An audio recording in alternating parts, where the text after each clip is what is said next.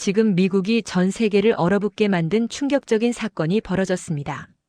단 4시간 베네수엘라의 대통령 마두로가 미국 특수부대에 의해 체포되어 사라졌고 그 대가로 중국의 투자금 1,200억 달러가 한순간에 증발했습니다.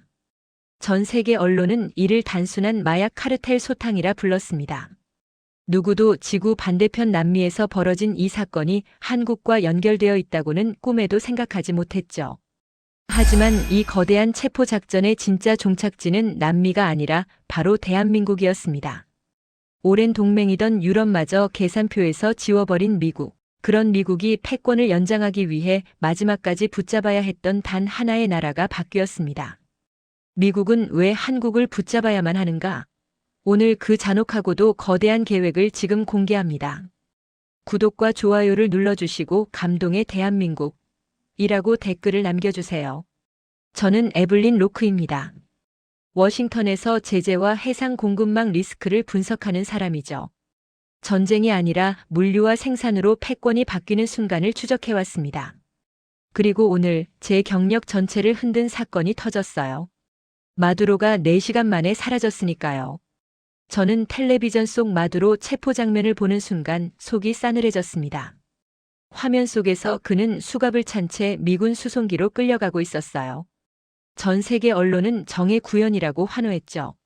워싱턴 거리에서는 사람들이 박수를 쳤습니다. 하지만 저는 반대로 청구서를 떠올렸어요. 제 머릿속에 숫자들이 떠올랐습니다. 베네수엘라 항만에 들어간 중국 투자금 1,200억 달러.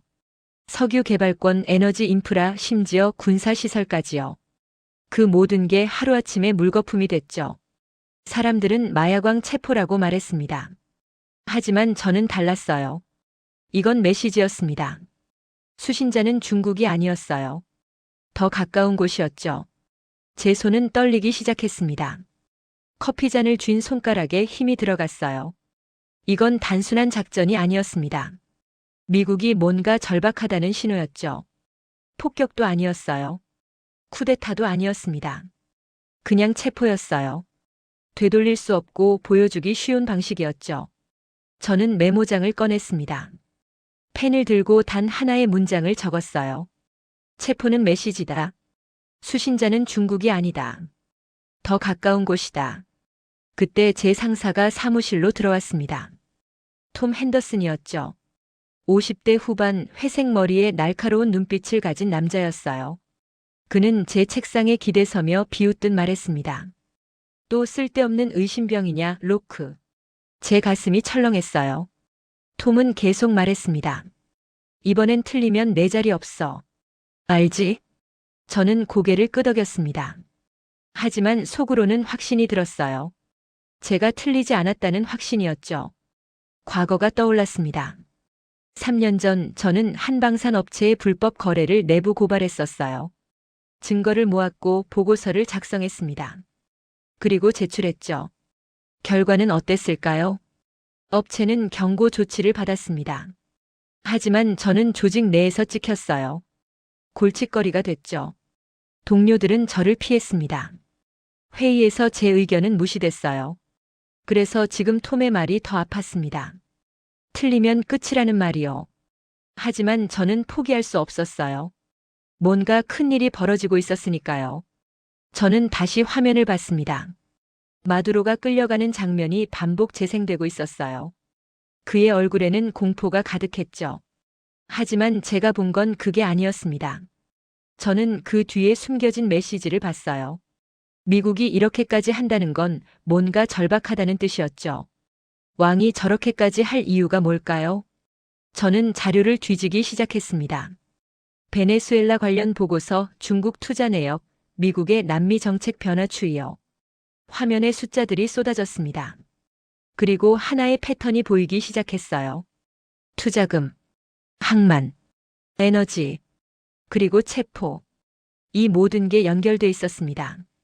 미국은 중국의 남미 진출을 막은 게 아니었어요. 더 큰 걸 노렸죠.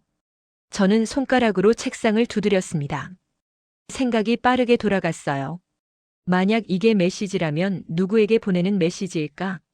중국은 이미 알고 있을 겁니다. 베네수엘라에서 손을 떼야 한다는 걸요. 하지만 미국이 원한 건 중국을 경고하는 게 아니었어요.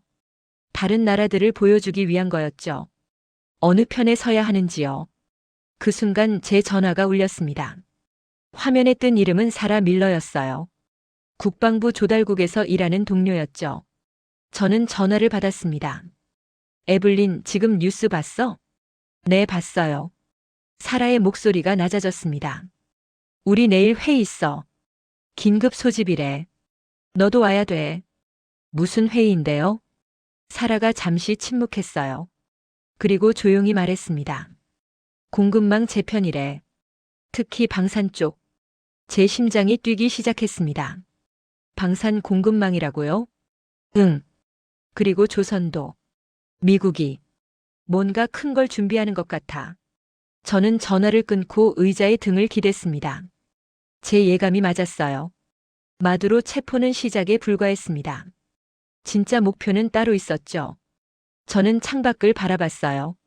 워싱턴의 하늘은 잿빛이었습니다. 겨울 추위가 뼛속까지 파고들었죠. 하지만 제 머릿속은 뜨거웠습니다. 뭔가 큰 변화가 오고 있었어요. 패권의 지형이 바뀌는 순간이었죠. 그리고 저는 그 한가운데 서 있었습니다. 다음 날 아침 저는 국방부 건물로 향했어요. 보안 검색을 통과하고 엘리베이터를 탔습니다. 7층이었죠. 회의실 문을 열자 이미 사람들이 모여 있었어요. 10명 정도였습니다. 모두 심각한 표정이었죠. 사라가 저를 보고 고개를 끄덕였어요. 저는 자리에 앉았습니다. 회의가 시작됐어요. 브리핑 담당자가 스크린을 켰습니다. 화면에 지도가 떴죠. 남미, 아시아, 유럽이 표시돼 있었어요. 브리핑 담당자가 말했습니다. 여러분, 어제 베네수엘라 작전은 성공적으로 끝났습니다. 마두로는 현재 미국 본토로 이송됐죠. 박수가 터져 나왔어요. 하지만 저는 박수를 치지 않았습니다. 브리핑 담당자가 계속 말했어요. 하지만 이건 시작입니다. 우리의 진짜 목표는 공급망 재편이에요. 화면이 바뀌었습니다. 조선소 사진들이 나왔죠. 중국, 한국, 일본의 조선소들이었어요. 우리는 새로운 해군력을 구축해야 합니다. 황금함대 프로젝트입니다. 황금함대. 저는 그 단어를 속으로 되뇌었어요. 브리핑 담당자가 설명을 이어갔습니다. 초대형 전함 12척, 구축함 30척, 잠수함 20척. 총 예산 5천억 달러. 회의실이 웅성거렸습니다. 하지만 저는 다른 걸 봤어요. 완성 예정 시기였습니다. 2032년. 7년 뒤였죠. 저는 손을 들었습니다. 질문 있습니다. 브리핑 담당자가 저를 봤어요. 7년이면 너무 긴 거 아닌가요? 만약 2년 안에 전쟁이 터지면요? 브리핑 담당자의 얼굴이 굳었습니다. 로크 씨, 우리는 최선을 다하고 있습니다. 최선이요? 7년이 최선인가요? 회의실이 조용해졌어요. 모두가 저를 봤습니다. 톰이 제 옆에서 팔꿈치로 제 옆구리를 찔렀어요. 조용히 하라는 신호였죠. 하지만 저는 계속 말했습니다. 중국은 같은 배를 3년 안에 만듭니다. 우리가 7년 걸리는 동안 중국은 2배를 만들 수 있어요. 브리핑 담당자가 한숨을 쉬었습니다. 로크 씨, 품질이 다릅니다. 우리는 최고 수준을 만들어요. 저는 고개를 저었습니다. 품질도 중요하지만 속도도 중요합니다. 전쟁은 기다려주지 않아요. 회의가 끝나고 저는 복도로 나왔어요. 톰이 뒤따라왔습니다. 로크, 왜 그러는 거야? 분위기 망치게. 저는 톰을 똑바로 봤습니다. 톰, 우리 문제가 뭔지 알아요? 우리는 아직도 우리가 최고라고 생각해요. 하지만 현실은 달라요. 톰이 인상을 찌푸렸어요. 뭐가 달라? 우리는 더 이상 빠르지 않아요. 더 이상 효율적이지도 않죠. 그럼 누가 빠른데? 저는 잠시 침묵했습니다. 그리고 조용히 말했어요. 아시아요. 집으로 돌아오는 길 저는 계속 생각에 잠겼습니다. 황금함대 프로젝트. 7년. 5천억 달러. 숫자는 컸어요. 하지만 속도는 느렸죠. 저는 차를 세우고 커피숍에 들어갔습니다. 노트북을 꺼내고 자료를 찾기 시작했어요. 중국 조선소 생산 속도. 한국 조선소 납기 기록, 일본의 기술력, 데이터가 쌓였습니다. 그리고 하나의 결론이 나왔어요. 미국은 혼자 할 수 없었습니다. 예전 같았으면 가능했을 거예요. 2차 세계대전 때처럼요. 그때 미국은 한 해에 항공모함을 10척씩 만들었죠. 하지만 지금은 달랐습니다. 조선소가 줄었어요. 숙련공이 사라졌죠. 공급망이 끊겼습니다. 저는 커피를 마시며 화면을 응시했어요. 그때 제 이메일에 새 메시지가 도착했습니다. 발신자는 익명이었죠. 제목은 간단했어요. 당신이 옳습니다. 저는 이메일을 열었습니다. 첨부 파일이 있었어요. PDF 파일이었죠. 파일을 열자 문서가 나타났습니다. 미국 조선산업분석 보고서였어요. 하지만 공개된 보고서가 아니었습니다. 내부 문서였죠. 제 손이 떨렸어요. 누가 이걸 보낸 걸까요? 보고서를 읽기 시작했습니다. 페이지를 넘길수록 제 얼굴이 굳어졌어요. 미국 조선소 가동률 45%, 숙련 용접공 부족률 60%, 핵심 부품 수입 의존도 75%. 이건 재앙이었습니다. 미국은 배를 만들 능력이 없었어요. 아니, 정확히 말하면 빠르게 만들 능력이 없었죠. 돈은 있었습니다. 기술도 있었어요. 하지만 손이 없었습니다. 저는 노트북을 닫고 눈을 감았어요. 손이 없구나. 이 단어가 제 머릿속에서 맴돌았습니다. 미국은 돈이면 다 된다고 믿었어요. 저도 그렇게 믿었죠. 영국에서 자랐지만 미국에서 일하면서 그 믿음은 더 강해졌습니다. 하지만 지금은 달랐어요. 돈으로 살 수 없는 게 있었죠. 시간과 숙련이었습니다. 저는 커피숍을 나왔어요. 밤 공기가 차가웠습니다. 집에 도착하자 딸 미아가 소파에 앉아 있었어요. 17살 반항기 한가운데였죠. 미아가 저를 보고 말했습니다. 엄마 늦었네. 미안. 일이 좀 있었어. 미아가 코웃음을 쳤어요. 일은 늘 있잖아. 엄마는 늘 일만 해. 저는 한숨을 쉬었습니다. 미아와의 관계는 최근 몇 년 악화됐어요. 제가 일에 매달리는 동안 미아는 혼자 컸죠. 저는 부엌으로 가서 물을 마셨습니다. 미아가 뒤따라왔어요. 엄마, 물어볼 게 있어. 뭔데? 엄마는 왜 늘 남을 못 믿어? 늘 의심하잖아. 제 손이 멈췄습니다. 그게 무슨 말이야? 미아가 팔짱을 끼고 말했어요. 엄마는 늘 혼자 불행해. 남들이 다 거짓말한다고 생각하잖아. 저는 미아를 봤습니다. 딸의 눈에는 원망이 가득했어요. 미아, 그건. 근데 엄마, 한국은 모르면서 왜 싫어해? 저는 깜짝 놀랐습니다. 한국? 내가 언제 한국을 싫어했어? 미아가 핸드폰을 꺼냈어요. 그리고 제 페이스북 게시물을 보여줬습니다. 2년 전 게시물이었어요. 제가 아시아 공급망 문제를 다루면서 쓴 글이었죠. 아시아 업체들은 결국 숨긴다. 신뢰할 수 없다. 저는 할 말을 잃었습니다. 미아가 말했어요. 엄마는 한국 가본 적도 없잖아. 한국 사람이랑 일해본 적도 없고. 근데 왜 판단해? 저는 입을 다물었습니다. 미아의 말이 맞았어요. 미아가 방으로 들어갔습니다. 문을 쾅 닫았죠. 저는 소파에 앉았어요. 미아의 말이 계속 귓가에 맴돌았습니다. 모르면서 왜 싫어해? 저는 과거를 떠올렸습니다. 2019년 저는 아시아 공급망 프로젝트를 맡았어요. 한 업체가 부품을 납품했죠. 검사 보고서에는 문제 없다고 나왔습니다. 하지만 석 달 후 결함이 터졌어요. 부품이 고장났고 전체 시스템이 마비됐습니다. 손실은 수백만 달러였죠. 저는 책임을 졌어요.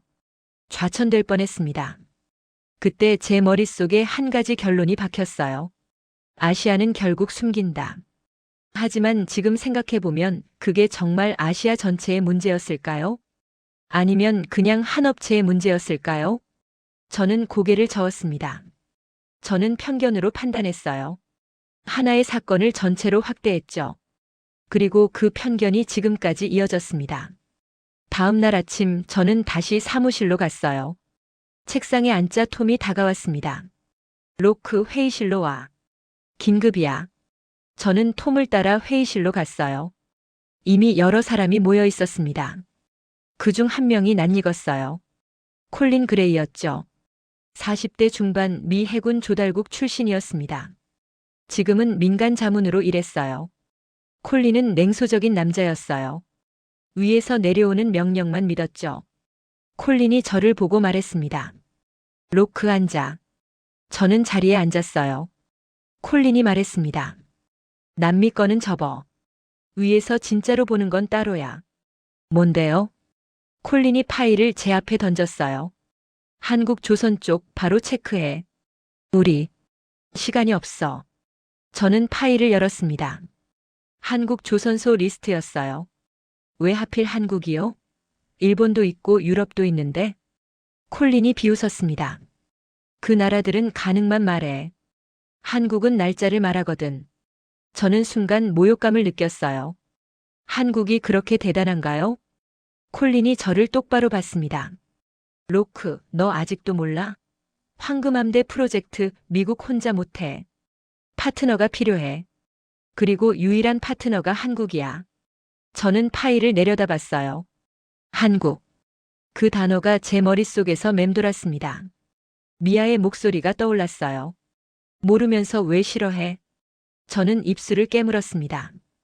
콜린이 일어서며 말했어요. 2주 안에 보고서 내. 한국 조선 능력 전체 분석. 틀리면 우리 모두 끝이야. 회의가 끝나고 저는 자리로 돌아왔어요. 파일을 펼쳤습니다. 한국 조선소 자료들이 쏟아졌죠. 현대중공업, 삼성중공업, 대우조선해양. 이름들이 낯설었어요. 하지만 숫자들은 놀라웠습니다. 연간 생산량, 납기율, 기술 수준. 모두 세계 최고 수준이었어요. 저는 속으로 비웃었습니다.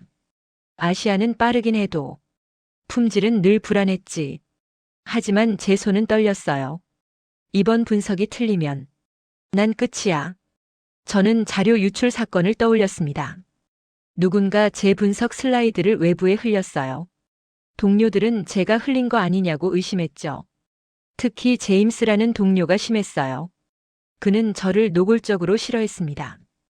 영국 여자 주제에 미국을 가르치려 들더니 이번에 끝장나겠네. 제임스의 속삭임이 귓가에 맴돌았어요. 저는 눈을 감았습니다. 집중해야 했어요. 한국을 제대로 분석해야 했죠. 편견 없이요. 이틀 동안 저는 한국 조선 산업을 파고들었습니다. 데이터를 모았어요. 보고서를 읽었죠.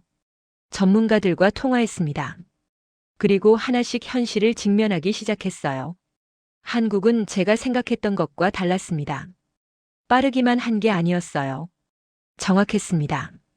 그리고 일관됐죠. 납기율 98%. 이게 뭘 의미하는지 아세요? 100척을 주문하면 98척이 약속한 날짜에 나온다는 겁니다. 미국은 70%였어요. 유럽은 60%였죠. 저는 화면을 응시했습니다. 숫자들이 제 편견을 무너뜨리기 시작했어요. 하지만 저는 아직 믿고 싶지 않았습니다. 그때 제 이메일에 또 익명 메시지가 왔어요. 제목은 유럽의 종말이었습니다. 파일을 열자 문서가 나타났어요. 미국 국방부 내부 회의록이었습니다. 제 손이 떨렸어요. 이건 극비 문서였죠. 회의록을 읽기 시작했습니다. 유럽은 가치를 말하지만 우리는 지속성을 계산한다. 이 문장이 제 눈에 박혔어요. 회의록은 계속 이어졌습니다. 유럽 동맹은 비용 대비 효율이 떨어진다. 방산 협력은 정치적 논쟁만 키운다. 조선 협력은 시간만 잡아먹는다. 저는 숨이 막혔습니다. 회의록 마지막 페이지에는 결론이 있었어요. 유럽은 이제 계산표에서 빠졌다. 저는 의자에 등을 기댔습니다. 유럽이 빠졌다고요? 저는 영국 사람이었어요. 유럽이 미국의 가장 중요한 동맹이라고 믿었죠. 하지만 지금 이 문서는 정반대를 말하고 있었습니다. 유럽은 동맹에서 유지비로 떨어졌어요. 저는 심호흡을 했습니다. 생각을 정리해야 했어요. 미국은 변했습니다. 가치보다 효율을 봤어요. 이념보다 생산을 봤죠. 그리고 그 기준으로 보면 유럽은 부족했습니다. 저는 회의 자료를 준비하기 시작했어요. 슬라이드를 만들었습니다. 첫 장에 이렇게 썼어요. 유럽은 이제 계산표에서 빠졌습니다. 두 번째 장에는 숫자를 넣었어요. 유럽과 아시아의 생산 속도 비교였죠. 세 번째 장에는 결론을 넣었습니다. 미국의 다음 집착은 무기가 아니라 공장이다. 저는 슬라이드를 저장했어요. 그리고 회의실로 향했습니다. 회의가 시작됐어요. 저는 슬라이드를 발표했습니다. 사람들의 얼굴이 굳어졌어요. 한 사람이 손을 들었습니다. 로크 씨, 이건 너무 극단적이지 않나요? 유럽은 우리의 오랜 동맹인데. 저는 고개를 저었어요. 동맹은 감정이 아니라 이익입니다. 미국은 지금 이익을 계산하고 있어요. 그럼 한국이 유럽보다 낫다는 건가요? 저는 잠시 망설였습니다. 그리고 대답했어요. 생산 속도와 납기 면에서는. 그렇습니다. 회의실이 술렁였어요. 톰이 제 옆에서 속삭였습니다. 로크, 너 지금 뭐 하는 거야? 저는 톰을 무시하고 계속 말했어요. 미국이 황금함대를 만들려면 파트너가 필요해요. 그 파트너는 빠르고 정확해야 합니다. 유럽은 그 기준에 못 미쳐요. 한 사람이 비웃었습니다. 그럼 한국이 미국을 구한다는 건가요? 저는 그 사람을 똑바로 봤어요. 구하는 게 아니라 필요한 겁니다. 미국이 한국을 필요로 해요. 회의가 끝나고 저는 복도로 나왔어요. 톰이 뒤따라왔습니다. 로크, 너 미쳤어? 저런 말을 공개적으로 하면 어떡해? 저는 톰을 봤습니다. 진실인데요. 진실이라도 말하면 안 돼. 넌 이제 끝났어. 톰이 돌아서서 걸어갔어요. 저는 혼자 남았습니다. 그때 제 핸드폰이 울렸어요. 문자였습니다. 당신의 슬라이드가 유출됐습니다. 제 심장이 철렁했어요. 누가 보낸 건지 확인했습니다. 익명이었죠. 저는 재빨리 이메일을 확인했어요. 제 슬라이드가 외부로 나갔습니다. 언론사, 싱크탱크, 심지어 유럽 대사관까지요. 제 얼굴이 하얗게 질렸어요. 누가 이런 짓을 한 걸까요? 저는 주변을 둘러봤습니다. 동료들이 저를 쳐다봤어요. 눈빛이 차가웠습니다. 제임스가 지나가며 속삭였어요. 영국 여자 주제에 미국을 가르치려 들더니 이번에 끝장나겠네. 저는 주먹을 쥐었습니다. 하지만 반박하지 않았어요. 제가 뭘 반박하겠어요? 증거가 없었습니다. 저는 사무실로 돌아갔어요. 책상에 앉아서 고개를 숙였습니다. 제 경력이 무너지고 있었어요. 내부 고발로 한 번 찍혔는데 이제 또 유출 사건에 휘말렸습니다. 사람들은 제가 흘렸다고 생각할 거예요. 저는 눈을 감았습니다. 하지만 포기할 수 없었어요. 제 분석은 맞았습니다. 유럽은 정말 계산표에서 빠졌어요. 그리고 미국의 다음 집착은 공장이었죠. 저는 노트북을 열었습니다. 한국 자료를 다시 봤어요. 이번엔 제대로 봐야 했습니다. 편견 없이요. 그때 콜린에게서 전화가 왔어요. 로크, 서울 가. 네. 한국 조선소 직접 가서 확인해. 2주 안에. 하지만 저는 지금. 콜린이 말을 끊었습니다. 로크, 너 지금 상황 알아? 유출 사건 때문에 난리야. 내가 증명해야 돼. 내 분석이 맞다는 걸. 저는 침묵했어요. 콜린이 계속 말했습니다. 서울 가서 확인하고 와. 한국이 진짜인지 아닌지. 틀리면 우리 모두 끝이야. 전화가 끊겼습니다. 저는 핸드폰을 내려다봤어요. 서울이라고요? 저는 한 번도 한국에 가본 적이 없었습니다. 한국 사람과 일해본 적도 없었어요. 미아의 말이 떠올랐습니다. 모르면서 왜 싫어해? 저는 입술을 깨물었습니다. 이제 알아야 했어요. 한국을 직접 봐야 했죠. 그리고 제 편견이 맞는지 아니면 틀렸는지 확인해야 했습니다. 저는 비행기표를 예약했어요. 3일 후 저는 서울로 떠났습니다. 인천공항에 도착했을 때 저는 긴장했어요. 한국은 처음이었습니다.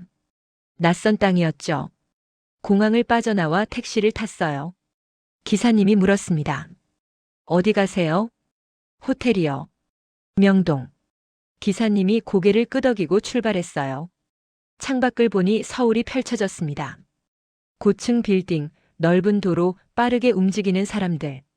생각보다 발전돼 있었어요. 저는 속으로 놀랐습니다. 하지만 인정하고 싶지 않았죠. 호텔에 체크인하고 방에 들어갔어요. 짐을 풀고 노트북을 켰습니다. 내일 일정을 확인했어요. 조선소 방문이었습니다. 현대중공업 울산 조선소였죠. 저는 자료를 다시 봤어요. 현대중공업은 세계 최대 조선소 중 하나였습니다. 하지만 저는 여전히 의심했어요. 자료는 그럴싸하지만 현장은 다를 거라고 생각했죠. 다음 날 아침 저는 울산으로 향했습니다. 고속열차를 탔어요. 차창 밖으로 한국의 풍경이 지나갔습니다. 산, 강, 도시. 2시간 만에 울산에 도착했어요. 조선소로 가는 차를 탔습니다. 기사님이 말했어요. 조선소 구경 가세요? 네, 일 때문에요. 우리 조선소는 세계 최고예요. 저는 미소를 지었습니다. 하지만 속으로는 비웃었어요. 세계 최고라고요? 두고 볼게요. 조선소에 도착하자 입구에서 사람이 기다리고 있었어요. 윤서진이었습니다. 30대 후반 단정한 정장 차림이었죠. 그녀는 악수를 청했어요. 에블린 로크 씨죠? 저는 윤서진입니다. 오늘 안내를 맡았어요. 저는 악수를 했습니다. 윤서진의 손은 단단했어요. 윤서진이 말했어요. 이쪽으로 오세요. 먼저 사무실에서 브리핑을 드릴게요. 사무실로 들어가자 스크린이 켜졌습니다. 윤서진이 프레젠테이션을 시작했어요. 현대중공업은 1972년에 설립됐습니다. 현재 연간 생산 능력은 100척 이상이에요.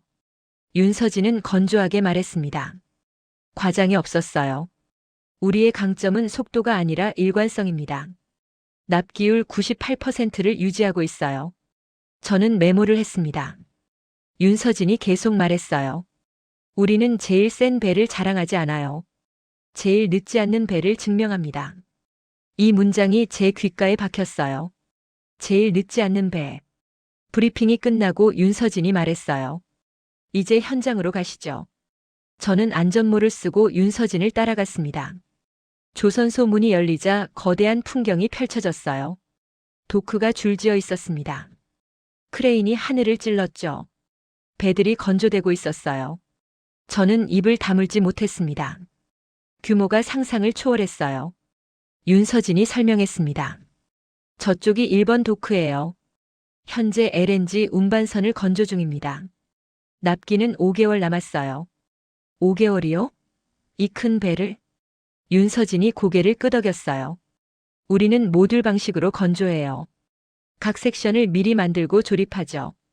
효율이 높아요. 저는 가까이 다가갔습니다. 용접공들이 일하고 있었어요. 불꽃이 튀었죠. 동작이 정확했습니다. 빠르지만 조심스러웠어요. 윤서진이 말했어요. 우리 용접공들은 평균 10년 이상 경력이에요. 숙련도가 높죠. 저는 고개를 끄덕였습니다. 다음 도크로 이동했어요.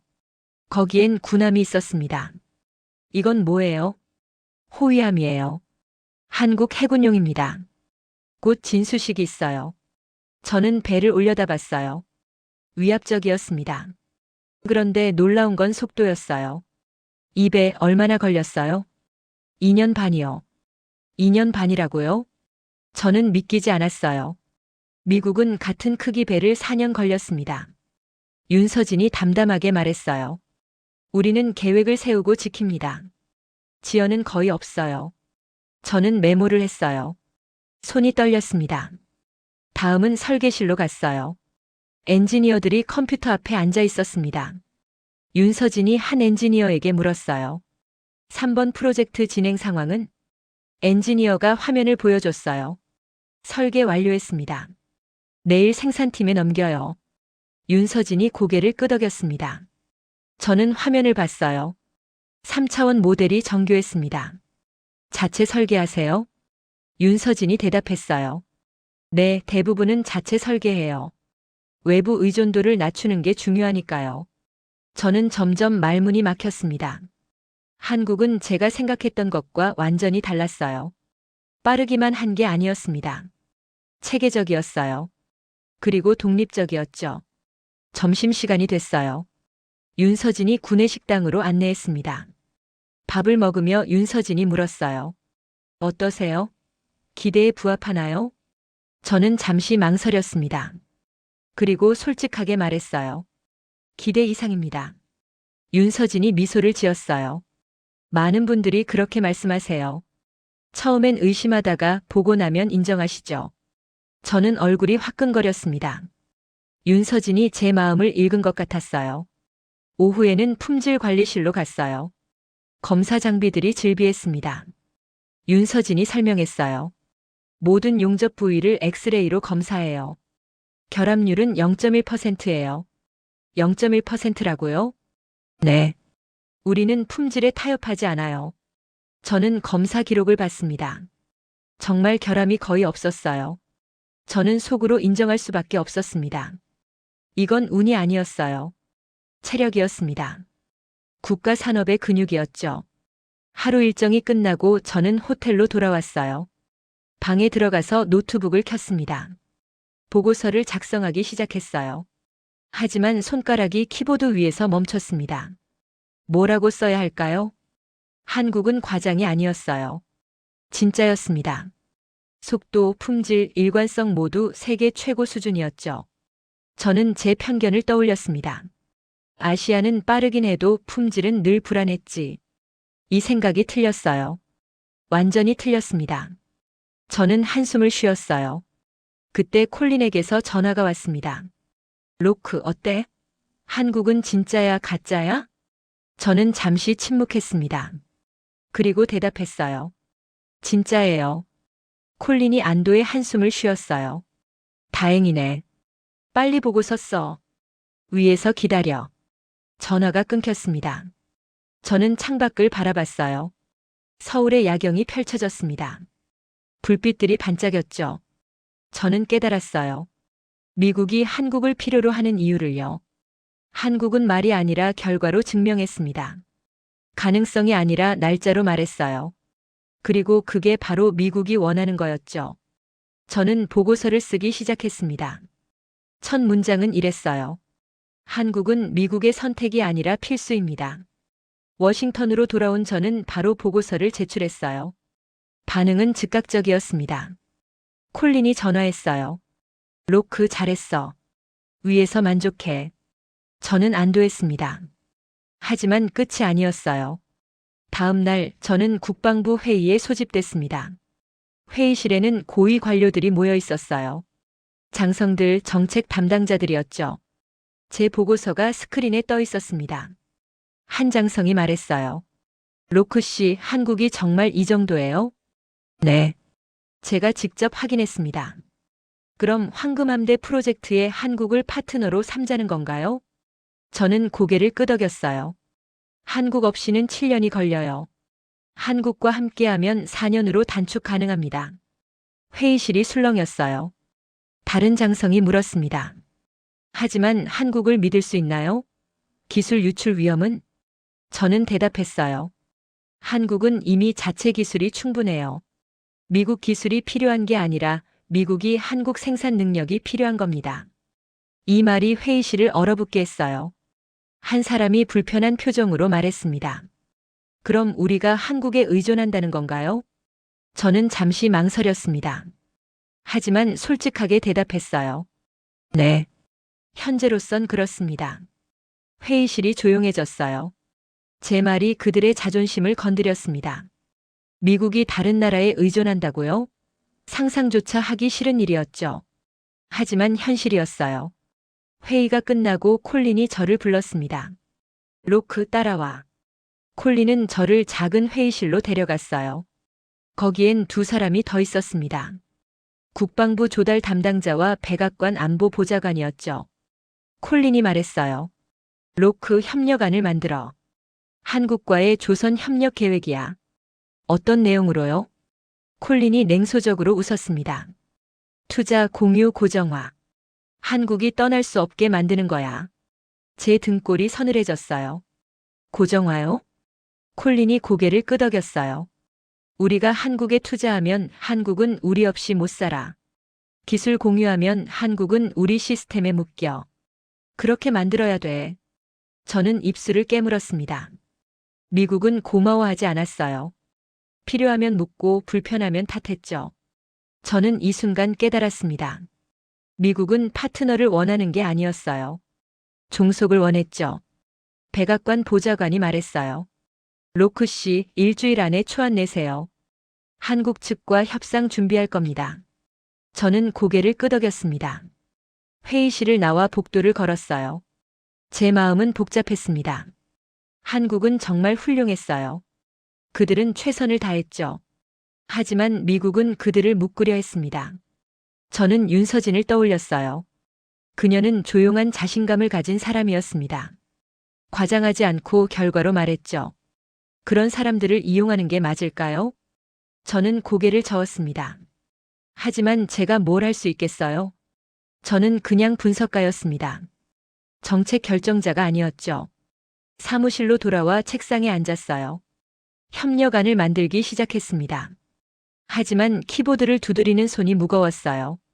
그때 제 이메일에 메시지가 왔습니다. 발신자는 윤서진이었어요. 로크 씨, 서울에서의 방문 감사했습니다. 궁금한 점 있으면 언제든 연락하세요. 저는 이메일을 읽고 한숨을 쉬었어요.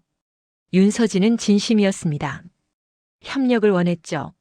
하지만 미국은 착취를 원했어요. 저는 답장을 쓰기 시작했습니다. 윤 씨, 감사합니다. 질문이 하나 있어요.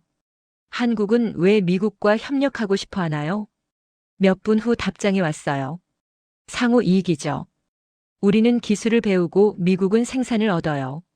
윈윈입니다. 저는 화면을 응시했습니다. 윈윈이라고요? 하지만 미국이 생각하는 건 윈윈이 아니었어요. 제로섬이었죠. 미국이 이기려면 한국이 져야 한다고 생각했습니다.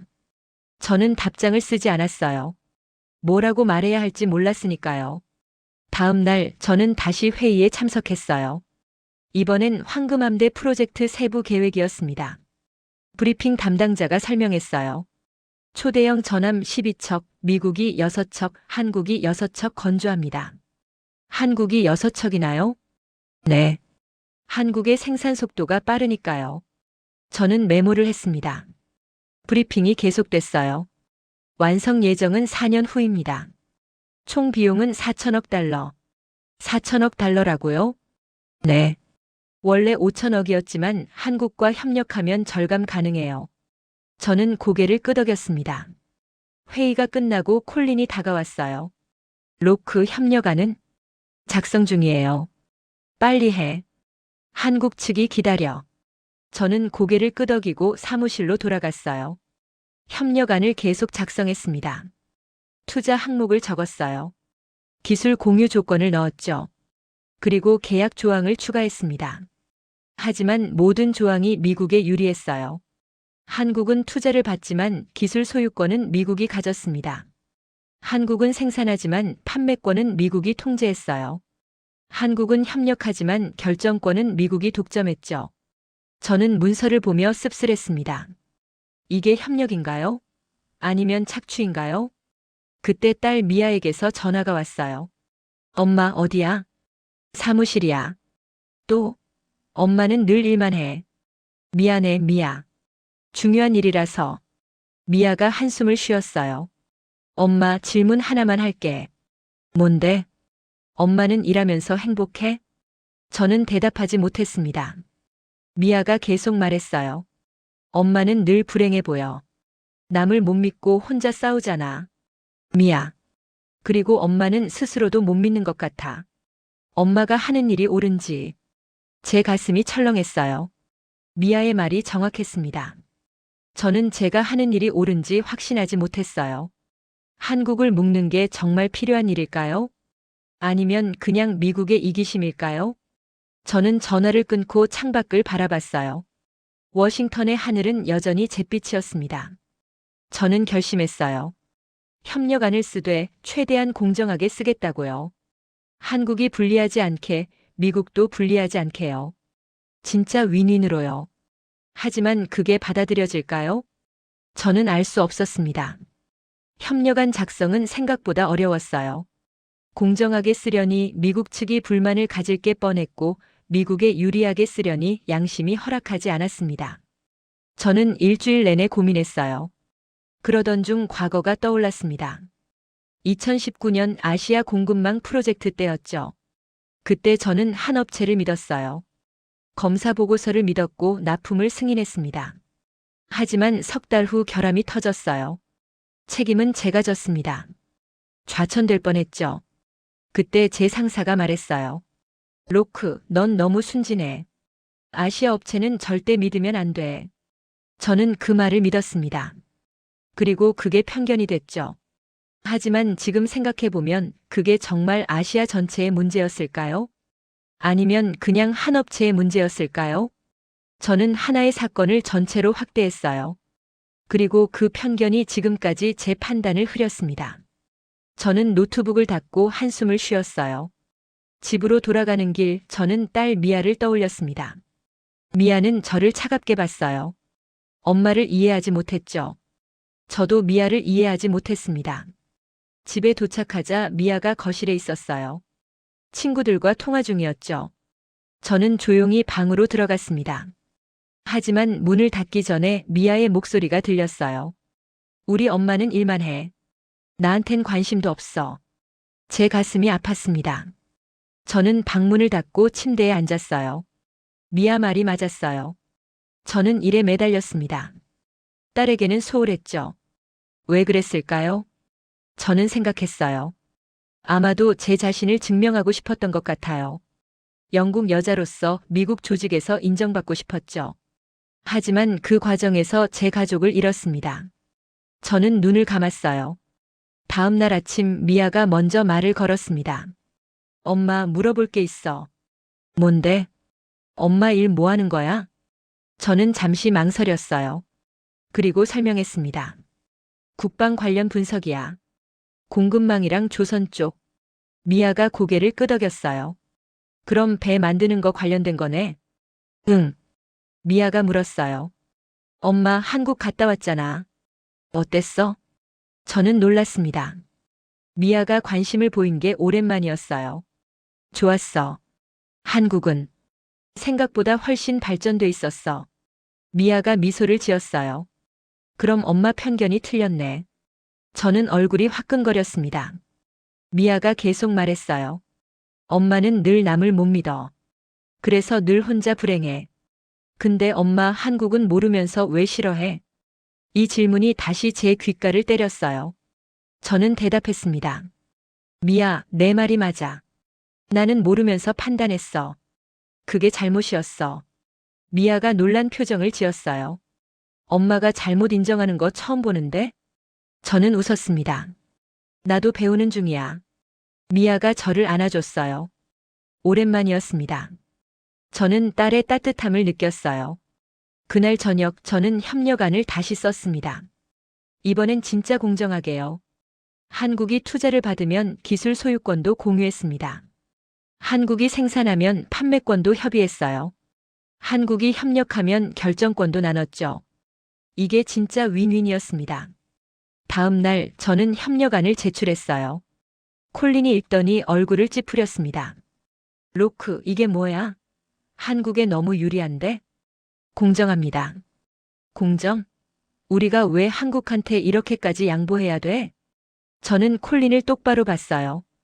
콜린, 한국 없이는 황금함대 못 만들어요. 우리가 필요로 하는 쪽이에요. 콜린이 비웃었습니다. 필요로 한다고 다 주는 건 아니야. 우리가 갑이야. 저는 고개를 저었어요. 아니에요. 우리가 을이에요.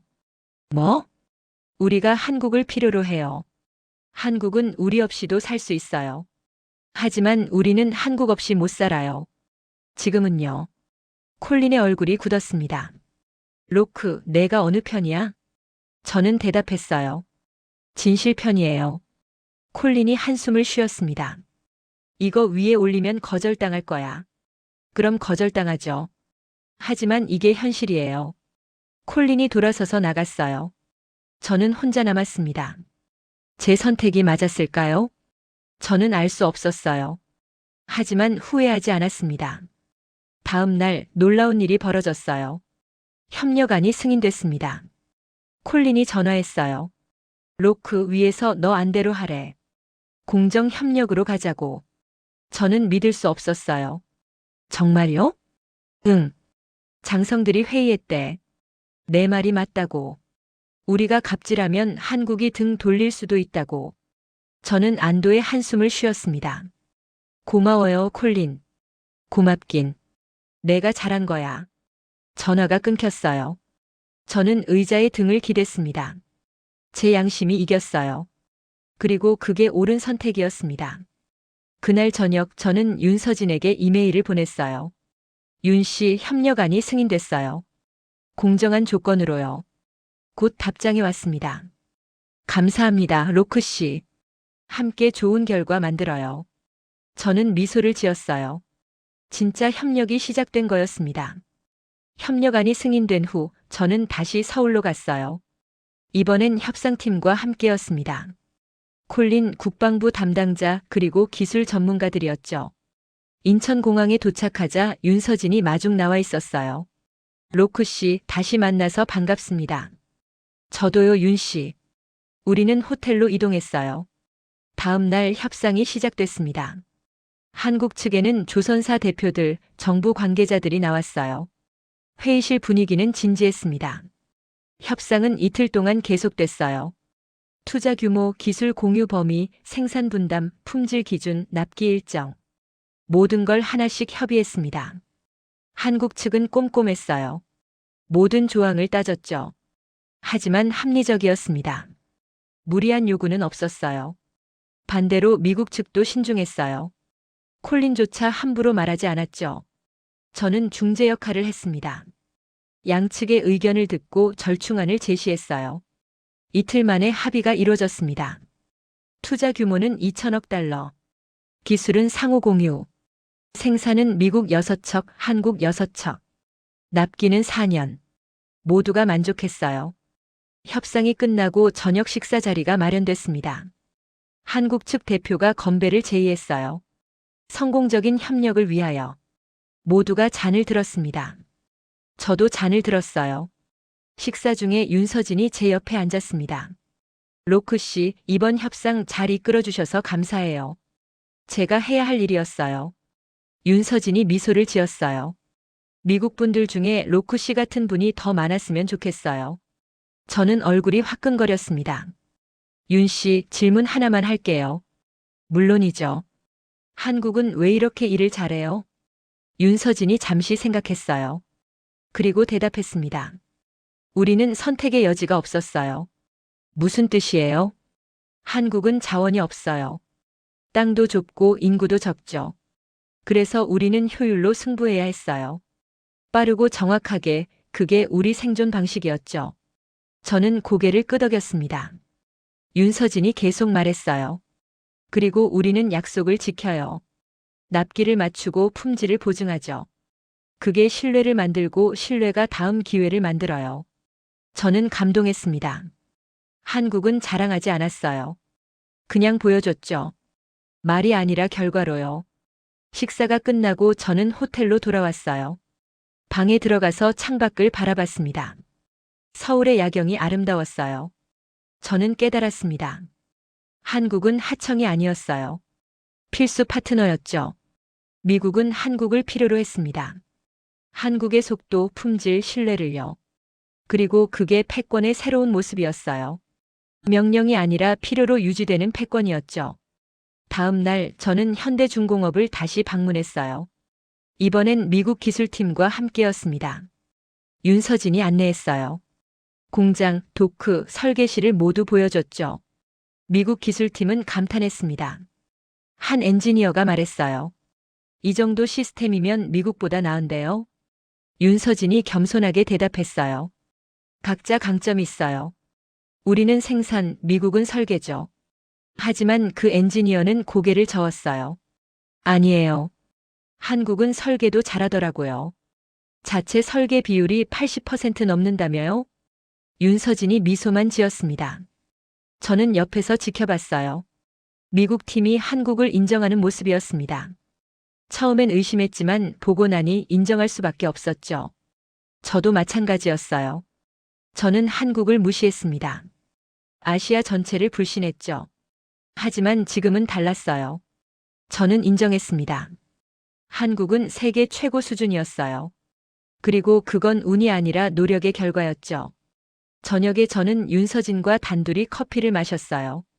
윤 씨, 한국 사람들은 어떻게 이렇게 열심히 일해요? 윤서진이 웃었습니다. 우리는 빨리빨리 문화예요. 느리면 도태되죠. 하지만 품질도 유지하잖아요. 그게 우리의 자존심이에요. 빠르지만 정확하게, 그게 한국식이죠. 저는 고개를 끄덕였어요. 윤서진이 물었습니다. 로크 씨는 왜 이 일을 해요? 저는 잠시 생각했어요. 그리고 솔직하게 대답했습니다. 처음엔 인정받고 싶어서였어요. 영국 여자로서 미국 조직에서 살아남고 싶었죠. 그럼 지금은요? 지금은 진실을 찾고 싶어요. 편견 없이 있는 그대로 보고 싶어요. 윤서진이 고개를 끄덕였어요. 그게 제일 어려운 일이죠. 저는 미소를 지었습니다. 커피를 마시며 저는 생각했어요. 저는 한국에서 많은 걸 배웠습니다. 속도와 품질이 공존할 수 있다는 것, 겸손과 실력이 함께 갈 수 있다는 것, 그리고 신뢰는 말이 아니라 행동으로 만들어진다는 것을요. 다음 날 저는 워싱턴으로 돌아왔어요. 공항에서 윤서진이 배웅해줬습니다. 다시 만나요, 로크 씨. 네, 윤 씨. 좋은 결과 함께 만들어요. 저는 비행기에 올랐습니다. 창밖으로 서울이 멀어졌어요. 저는 생각했습니다. 한국은 제 편견을 깨뜨렸어요. 그리고 제 시야를 넓혀줬죠. 이제 저는 압니다.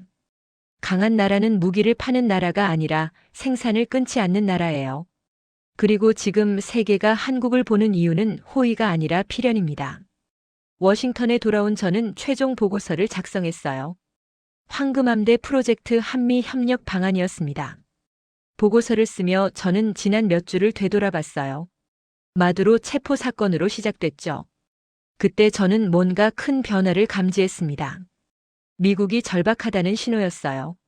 그리고 그 절박함의 끝에 한국이 있었습니다. 저는 보고서에 이렇게 썼어요. 남미의 체포는 정의가 아니라 패권 계산의 첫 페이지였습니다. 황금함대는 승리가 아니라 제조 능력 붕괴의 고백이었어요. 그리고 미국이 붙잡을 대상은 동맹이 아니라 대체 불가능한 공장이었죠. 보고서를 제출하자 즉각 반응이 왔어요.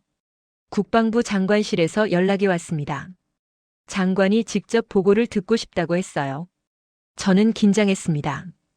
회의실에 들어가자 장관이 앉아 있었어요. 주변에 참모들도 있었죠. 장관이 말했습니다. 로크 씨, 보고서 잘 읽었어요. 솔직한 내용이더군요. 감사합니다. 질문 하나만 할게요. 미국은 정말 한국 없이 못하나요? 저는 잠시 망설였어요. 하지만 솔직하게 대답했습니다.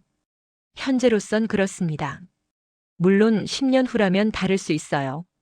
하지만 지금 당장은 한국이 필수예요. 장관이 고개를 끄덕였어요. 알겠습니다. 그럼 한국을 어떻게 다뤄야 할까요? 저는 생각했습니다. 그리고 대답했어요. 파트너로 대해야 해요. 종속시키려 하면 안 돼요. 왜죠? 한국은 선택권이 있어요. 미국 아니어도 중국, 유럽, 일본 다 있죠. 우리가 함부로 대하면 한국은 떠나요. 장관이 표정을 굳혔어요. 그럼 우리가 약자란 말인가요? 저는 고개를 저었습니다. 약자는 아니에요. 하지만 혼자는 못해요. 협력이 필요한 거죠. 장관이 한숨을 쉬었어요. 알겠습니다. 로크 씨 방식대로 진행하죠. 회의가 끝나고 저는 안도했어요. 제 의견이 받아들여졌습니다. 사무실로 돌아오니 콜린이 기다리고 있었어요. 로크 잘했어. 장관이 너 칭찬하더라. 고마워요, 콜린. 콜린이 진지하게 말했어요. 근데 로크, 내가 변했어. 뭐가요? 처음엔 너도 한국 무시했잖아. 근데 지금은 한국 편들잖아. 저는 웃었습니다. 편드는 게 아니에요. 현실을 보는 거죠. 콜린이 고개를 끄덕였어요. 그게 맞는 말이야. 현실을 봐야지. 콜린이 나가고 저는 혼자 앉아 있었어요. 제가 정말 변했나요? 아마도요. 저는 편견을 버렸습니다. 아시아를 불신하던 제가 한국을 인정했어요. 그리고 그게 옳은 선택이었습니다. 그날 저녁 저는 집으로 돌아갔어요. 미아가 거실에서 숙제를 하고 있었습니다. 미아, 저녁 먹었어? 응, 먹었어. 저는 미아 옆에 앉았어요. 미아, 엄마가 사과할 게 있어. 뭔데? 엄마가 너한테 소홀했어. 일만 하느라 널 돌보지 못했지. 미아가 놀란 표정을 지었어요. 저는 계속 말했습니다. 그리고 엄마는 편견이 많았어. 남을 쉽게 믿지 못했지. 근데 내가 맞았어. 엄마는 모르면서 판단했어. 미아가 저를 안아줬어요. 엄마 괜찮아. 엄마가 변하려고 노력하는 거 알아. 저는 딸을 꼭 안았습니다. 오랜만에 느끼는 따뜻함이었어요. 미아가 물었습니다. 엄마, 한국은 어땠어? 훌륭했어. 엄마가 생각했던 것보다 훨씬 나았어. 그럼 엄마 편견이 틀렸네. 응, 완전히 틀렸어. 미아가 웃었어요. 엄마 잘못 인정하는 거 또 봤네. 저도 웃었습니다. 그날 밤 저는 일기를 썼어요. 오랜만이었습니다. 나는 한국을 모르면서 판단했다. 그런데 모르는 쪽은 나였다. 한국은 빠르고 정확했다. 겸손하지만 자신감 있었다. 그들은 말이 아니라 결과로 증명했다. 그리고 나는 그걸 보고 배웠다. 편견을 버리는 법을, 현실을 있는 그대로 보는 법을, 그리고 인정하는 법을. 일기를 쓰고 저는 창밖을 바라봤어요. 워싱턴의 밤은 고요했습니다. 하지만 제 마음은 평온했어요. 제가 한 선택이 옳았다는 확신이 들었죠. 다음 날 저는 다시 사무실로 갔어요. 책상에 이메일이 와 있었습니다. 백악관에서 보낸 메일이었어요. 황금함대 프로젝트 공식 승인. 한미 협력 개시. 저는 미소를 지었습니다. 드디어 시작이었어요. 진짜 협력이요. 저는 윤서진에게 이메일을 보냈습니다. 윤 씨, 프로젝트 공식 승인됐어요. 함께 시작해요. 곧 답장이 왔어요. 축하해요, 로크 씨. 좋은 결과 만들겠습니다. 저는 노트북을 닫고 창밖을 바라봤어요. 제 여정이 떠올랐습니다. 마두로 체포 사건으로 시작해서 한국 방문, 협상, 그리고 승인까지요. 그 과정에서 저는 많이 배웠어요. 패권은 명령이 아니라 필요로 유지된다는 것. 강한 나라는 무기를 파는 나라가 아니라 생산을 끊지 않는 나라라는 것. 그리고 지금 세계가 한국을 보는 이유는 호의가 아니라 필연이라는 것을요. 저는 속으로 생각했습니다. 미국은 고마워하지 않아요. 필요하면 묻고 불편하면 탓하죠. 하지만 이번엔 달랐어요. 미국은 한국을 파트너로 대했습니다. 그리고 그게 새로운 시작이었죠. 저는 자리에서 일어났어요. 회의실로 향했습니다. 다음 단계를 준비해야 했어요. 황금함대 프로젝트 실행 계획이었죠. 회의실에는 이미 사람들이 모여 있었어요. 콜린 기술팀, 조달팀, 그리고 한국 측 대표들도 화상으로 참석했습니다. 회의가 시작됐어요. 다음 4년 동안의 계획을 논의했습니다. 설계, 생산, 품질 관리, 납기 일정. 모든 걸 하나씩 점검했어요. 한국 측은 철저했습니다. 모든 단계를 확인했죠. 미국 측도 진지했어요. 이번엔 함부로 하지 않았습니다. 저는 중간에서 조율했어요. 양측의 의견을 듣고 최선의 방안을 찾았죠. 회의가 끝날 무렵 한국 측 대표가 말했어요. 이번 프로젝트는 단순한 사업이 아닙니다. 한미 동맹의 새로운 장이에요. 미국 측 대표가 고개를 끄덕였습니다. 동의합니다. 함께 좋은 결과 만들어요. 저는 그 순간 가슴이 뭉클했어요. 진짜 협력이 시작된 거였습니다. 회의가 끝나고 저는 사무실로 돌아왔어요. 책상에 앉아 최종 보고서를 다시 봤습니다. 제가 쓴 결론 부분이었어요. 강한 나라는 무기를 파는 나라가 아니라 생산을 끊지 않는 나라였다. 그리고 지금 세계가 한국을 보는 이유는 호의가 아니라 필연이다. 패권은 명령이 아니라 필요로 유지된다. 지금 그 필요의 한가운데에 한국이 있다. 저는 이 문장들을 읽으며 고개를 끄덕였어요. 제 여정이 끝났습니다. 아니, 끝이 아니라 시작이었죠. 새로운 협력의 시작이었어요. 저는 창밖을 바라봤습니다. 워싱턴의 하늘은 맑았어요. 저는 미소를 지었습니다. 앞으로 4년 쉽지 않을 거예요. 하지만 함께하면 가능할 겁니다. 미국과 한국이 함께요. 그리고 저는 그 중심에 서 있었습니다. 편견을 버리고 현실을 보고 진실을 말하는 사람으로요. 저는 노트북을 닫았어요. 그리고 다음 일을 준비했습니다. 여정은 계속되니까요. 감동특별시의 이야기는 여러분의 구독과 좋아요, 작은 관심으로 이루어집니다. 감동 시민들의 이야기는 내일도 찾아오겠습니다. 감사합니다.